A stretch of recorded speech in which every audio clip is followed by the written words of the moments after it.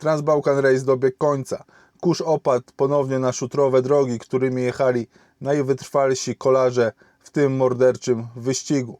Ale zapach pewnej czynności fizjologicznej będzie się ciągnął jeszcze bardzo długo za jednym z uczestników tego morderczego wyścigu. Wydaje mi się, że bardzo dużo osób śledziło poczynania Radosława Gołębieskiego.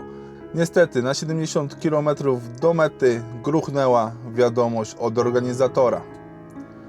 Oświadczył on, że Radosław Gołębieski został zdyskwalifikowany, bo złamał jeden z punktów regulaminu i według jego informacji nie był to jednostkowy przypadek złamania tego regulaminu, ale zdarzało się to już wcześniej na trasie. Po prostu prowadzili śledztwo i zbierali dowody. Jakie dowody?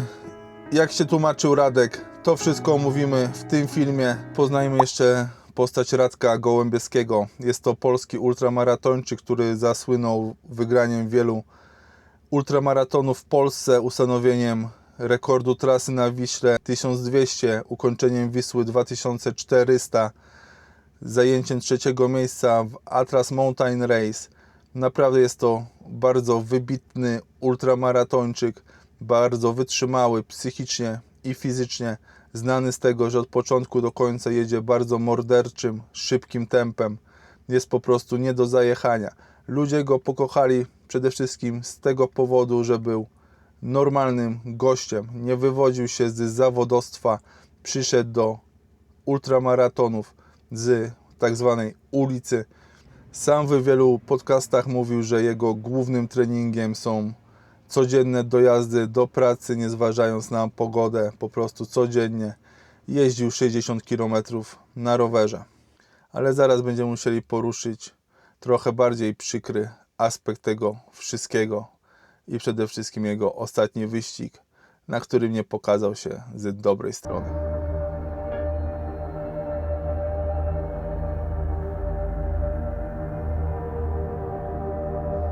Przejdźmy najpierw do rolki, jaką zamieścił Radek w chwili dyskwalifikacji jego osoby przez organizatora z wyścigu, jakim był Transbałkan Race. Chciałbym też, jak będziecie słuchać tej rolki, żebyście zapamiętali dwa momenty, bo do nich się odniosę w późniejszej części tego filmu wraz z komentarzami innych użytkowników, jakie znalazłem na portalach społecznościowych. Cześć, chciałbym ogłosić komunikat do wszystkich tych, którzy mnie obserwują i czekają na mój wjazd na metę. Niestety nie dojdzie on do skutku, ponieważ 70 km przed metą przyjechał mój kolega, który z czystej wdzięczności chciał mi po prostu dać jakąś kolę, jakiegoś banana, tak że mógł na miejscu sobie wypić, pojechać dalej, żeby przybić piątkę, tak jak u nas też się to często praktykuje. Niestety w tym samym momencie jechał organizator i to zobaczył i stwierdził, że to jest złamanie regulaminu, za który zostałem zdyskwalifikowany. Niestety nie mogłem nic więcej zrobić. Takie są zasady tu za granicą. Jest mi z tego bardzo powodu przykro i tyle co mam do powiedzenia. Przepraszam wszystkich, że Was zawiodłem. I teraz tak, zastanówmy się nad jedną rzeczą. Jak usłyszałem pierwszy raz tą rolkę, zastanowiłem się,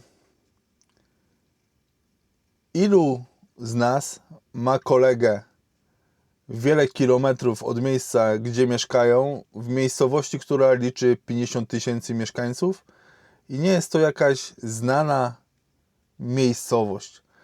Tak jakby, nie wiem, każdy z nas miał znajomego, nie wiem, w Iławie, Ostródzie, w Tczewie, bo to chyba są miasta takie ludnościowo porównywalne do miejscowości, w której został zdyskwalifikowany Radek.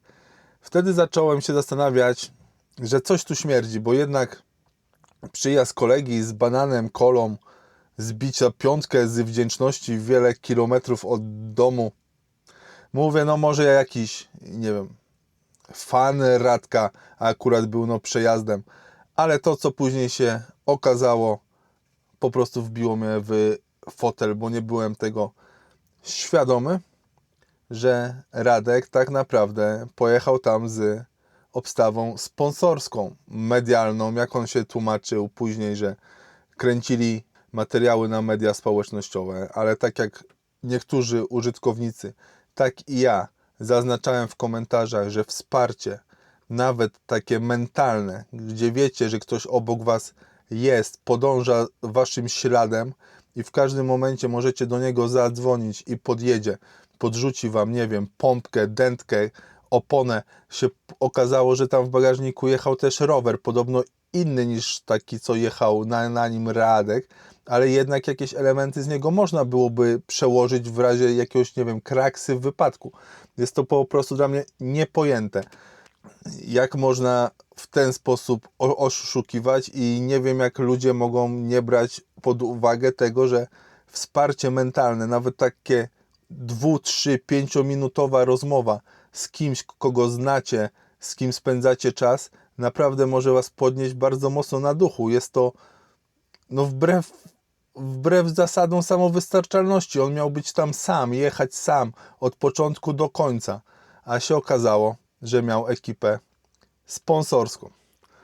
Druga ważna sprawa, którą Radek porusza w tej rolce, i też znalazłem jeden komentarz na portalu X, gdzie ktoś mówił, że widział Radka, jak korzystał z pomocy na Wiśle 1200. Po prostu dać jakąś kolę, jakiegoś banana, tak żeby mógł na miejscu sobie wypić, pojechać dalej, żeby przybić piątkę. Tak jak u nas też się to często praktykuje.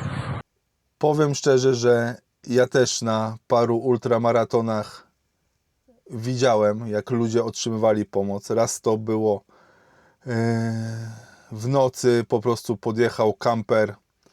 Osoba, która jechała ten ultramaraton, nie musiała szukać noclegu, weszła do kampera, poszła spać. Nie wiem, jak to się potoczyło najdalej, po prostu rzuciłem parę soczystych słów na K i pojechałem dalej. Drugi raz, z którym się spotkałem, było to podczas deszczu. Widziałem, jak rodzina, znajomi, nie wiem, dostarczyli jednemu z uczestników czyste, suche ubrania na stację benzynową, aby mógł się przebrać i kontynuować jazdę. Wtedy też oczywiście rzuciłem parę K pod nosem i pojechałem w przemoczonych ciuchach dalej. No przecież nie wiem, nie przyszło mi wtedy na myśl, żeby, nie wiem, robić jakieś zdjęcia, nagrywać filmy, donosić to do organizatora. Po prostu uważam, że każdy ma swoją moralność i każdy powinien odpowiadać przede wszystkim sam przed sobą. Jeśli on się czuje dobrze z tym, że oszukuje, to okej, ja się nie czuję dobrze z tym, że oszukuję. Może dlatego, że od małego uprawiałem sport i to różny sport, od sztuk walki przez piłkę ręczną, kajakarstwo, i zawsze było mi wpajane, że najważniejsze jest fair play i współzawodnictwo, a nie za wszelką cenę wygrana. Sam kiedyś zaliczyłem DNF, czyli nie dojechałem do mety. Właśnie na jednym z ultramaratonów w nocy tak przemarzłem, był taki mróz, że po prostu nie dałem rady dojechać. Ale teraz tak jak myślę, jak to Radek mówi, Tak jak u nas też się to często praktykuje. co w ogóle, i nie wiem, on się przyznaje do tego, że bierze pomoc na innych wyścigach od innych osób, bo u nas to jest normą. Gdzie to jest normą? W Polsce? W jego towarzystwie? W kulturze ultramaratończyków jest normą branie wsparcia zewnętrznego wbrew zasadom? To jest ten cały amatorski sport? Tu o to se chodzi, żeby oszukiwać, bo to jest normą? No chyba to trochę jest to niepoważne. Ja tak nie postąpiłem. Ja mogłem zadzwonić, bo żona była na ośrodku wypoczynkowym wraz z moją i mamą, bo wtedy startowałem z tatą. Mogłem zadzwonić, żeby przyjechała, żebym się ogrzał, żeby przywiozła mi czyste, cieplutkie ciuchy, żebym się przebrał i dojechał te 80 km do mety. Ale nie. Zadzwoniłem i powiedziałem, że kończę, bo jestem przemarznięty, nie mam siły ani ochoty jechać. A przecież mogłem 2-3 godziny się ogrzać w samochodzie i pojechać dalej. Ale co to by było za dojechanie do mety? Byłoby to po prostu zwykłe oszustwo.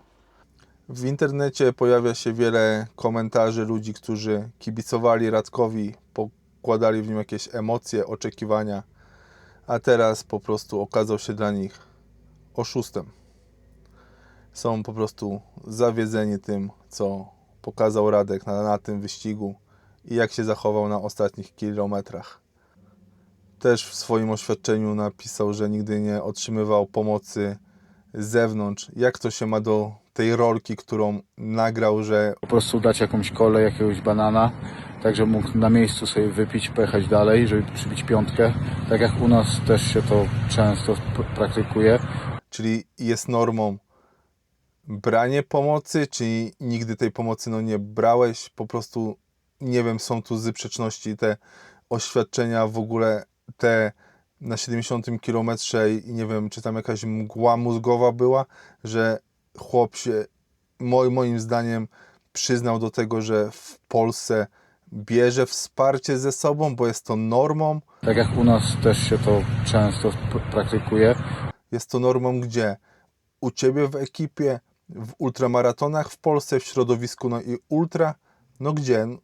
Chciałbym po prostu znać odpowiedź, czy jest na to ciche przyzwolenie od organizatorów, żeby polska czołówka mogła oszukiwać. Chciałbym tylko poznać odpowiedź na to jedno pytanie. Bo jeśli jest takie ciche przyzwolenie, to niestety polskie ultra jest 100 lat za wiadomo kim. I wyścig na Bałkanach to pokazał, że nawet wzięcie banana i coli, jak to mówi Radek, się kończy dyskwalifikacją. Jeśli u nas jest to normą, to coś jest nie tak. Radek w rolce swoje, w oświadczeniu swoje, po prostu nie wiadomo gdzie jest prawda. Może taką mają strategię medialną, żeby po prostu jak najbardziej to rozmyć, przerzucić odpowiedzialność na sponsora, że nie wiem, że Radek jest niewinny. Moim zdaniem jest winny, no oszukał i tyle. No. Też gdzieś tam jakiś użytkownik napisał, że organizator Trans Balkan Race dostał cynk od organizatora wyścigu z Maroka, że w Maroku też już coś było nie tak i dlatego go tak mocno pilnowali. Podobno mają tam dość dużo tych dowodów, opublikowali tylko zdjęcie i film, jak go przyłapali na tym 70 kilometrze, taki już jakby koronny dowód. Też mówili, że ten bus był widziany przy pierwszym i drugim punkcie, nie wiem czy odpoczynku, czy regeneracyjnym, nie mam pojęcia. Też jakąś rolkę widziałem, że ten jego kolega, sponsor, jedzie obok niego. Też to uważam za wsparcie, jest to wsparcie mentalne. Na takich wyścigach mental jest bardzo ważny, a przejażdżka z kolegą i pogadanie moim zdaniem się łapie do nielegalnego wsparcia. No. Nie powinien mieć on takiej możliwości, że sobie jedzie z kolegą i się śmieją i gaworzą, jak jest no, super i przyjemny. Na pewno to poprawia mental, psychikę.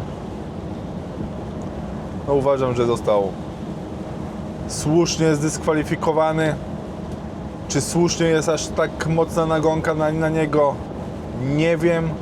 W moich oczach stracił bardzo dużo, tak samo jak bardzo dużo stracił w moich oczach Robert Karaś, którego też no, śledziłem w Ironmanach.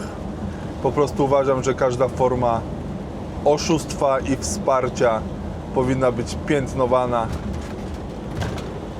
Też jak widzę tak po wpisach bardziej medialnych osób niż ja czy wy, takie anonimowe żuczki w internecie, to ma dużo wsparcia i myślę, że będzie mu to szybko zapomniane, bo przecież u nas to norma. Dlatego chciałbym, żeby może rozpocząć szerszą dyskusję, czy na polskim ultra wsparcie jest normą, a zapis o samowystarczalności jest tylko fikcją. Dajcie znać w komentarzach, co wy o tym uważacie, a my lecimy dalej.